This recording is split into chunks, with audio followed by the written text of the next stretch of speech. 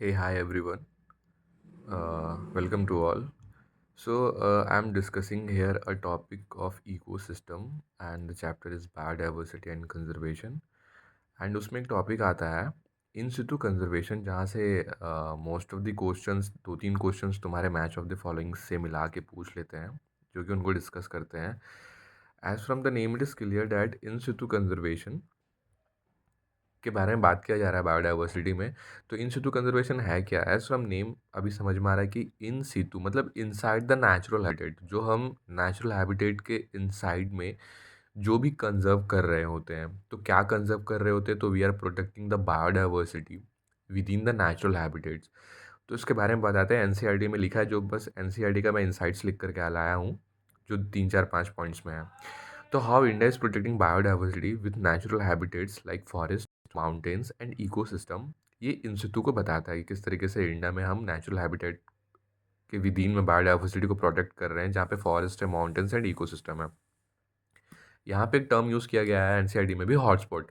तो हॉटस्पॉट हम किस जगह को कह रहे हैं? जैसे हम यहाँ पे भी लिखे हैं, hotspot is equal to rich plus threatened. तो रीच क्या? तो रीच है यहाँ पे तो very high number of species are found, इसलिए इसको हम लोग रीच कह रहे हैं. और थ्रेटेंड इस वजह से है क्योंकि जो many of the species are endemic, उस रीजन में जो भी स्पीसीज मिल रहे हैं ना वो काफ़ी एंडेमिक है. मतलब वो आने वाले समय पे ना वो थ्रेटेंड है कि वो उस जगह से एक्सटिंक्ट हो जाएंगे अगर हम उस जगह को नहीं बचाते हैं. तो ऐसे कितने मेरे पास बायोडाइवर्सिटी हॉटस्पॉट हैं? तो पहले 25 बायोडाइवर्सिटी हॉटस्पॉट थे, अब 9 और ऐड किएंगे, 24 बायोडाइवर्सिटी हॉटस्पॉट हो गए. तो ये क्वेश्चन एक बन सकता है यहाँ पे कि कितने बायोडाइवर्सिटी ऐड किए गए हैं पुराने वाले में. ये नहीं पूछा जाएगा टोटल बायोडाइवर्सिटी कितना है, मे भी हो सकता है घुमा के भी क्वेश्चन है इस बार कि बायोडाइवर्सिटी पहले कितने थे और उसमें कितना ऐड हुए हैं. तो 9 मोर ऐड हुए हैं इसमें, क्योंकि एनसीईआरटी में भी लिखा हुआ है. एनसीईआरटी चाहता तो डायरेक्ट लिख के दे देता कि 34 बायोडाइवर्सिटी है अभी, लेकिन उन्होंने साफ लिखा है कि 25 बायोडाइवर्सिटी पहले थे, अब 9 ऐड किया गया, 34 बायोडाइवर्सिटी हॉटस्पॉट है. तो ये इस पॉइंट को एक बार आप देख लीजिएगा.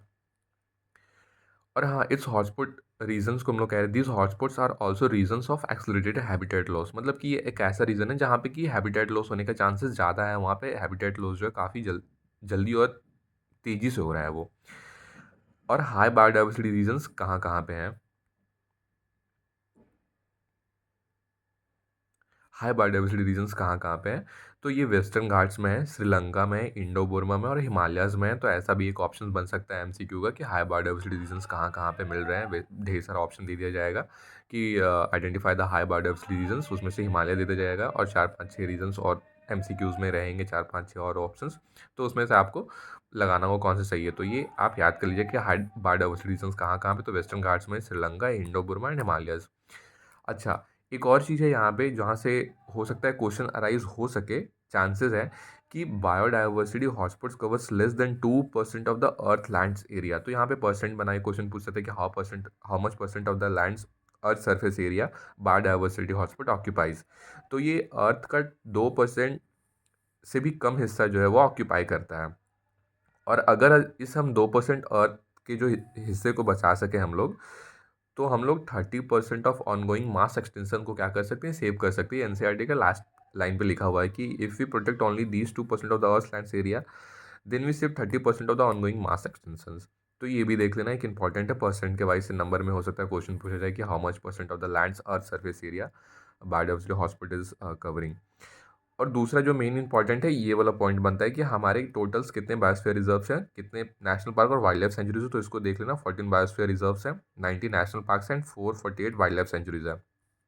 अगेन दूसरा जो इंपॉर्टेंट बन सकता है, जो पहले मैच ऑफ द फॉलोइंग्स करके क्वेश्चन आते थे नीट के एमसीक्यूज में, कि ये सारे रीजन्स पूछेंगे कहाँ कहाँ पे कौन कौन से लोकेशंस पे ये सारे प्रेजेंट हैं. तो सैक्रेड ग्रुप्स, उन सैक्रेड ग्रुप्स उसको कहते हैं जो कि बहुत ही ज़्यादा, जो लोग उस जगह के लोग होते हैं जो उनको बहुत ज़्यादा रिलीजियस मानते हैं, है ना. जैसे हमारे इंडियंस में पीपल के पेड़ को पूजा करना, तो पेड़ पौधों की पूजा करना है, तुलसी जो है तुलसी पौधा का पूजा करना.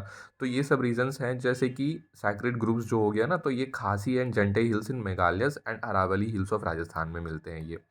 फिर वेस्टर्न घाट्स जो है तुम्हारा कर्नाटका एंड महाराष्ट्र, सरगुजा, चंद्रा चंदा एंड बस्तर जो है मध्य प्रदेश में. तो ऐसे मैच ऑफ द फॉलोइंग सारे क्वेश्चन आ सकते हैं कि सैक्रेड ग्रुप्स कहाँ पाए जा रहे हैं, कहाँ मिल रहे हैं ये. वेस्टर्न घाट्स कौन कौन सी जगह पे हैं, चंदा एंड बस्तर जो है किस जगह पे हैं. तो ये देख लेना, ये एक इंपॉर्टेंट बन सकता है इन सिटू कंजर्वेशन से. Thank you.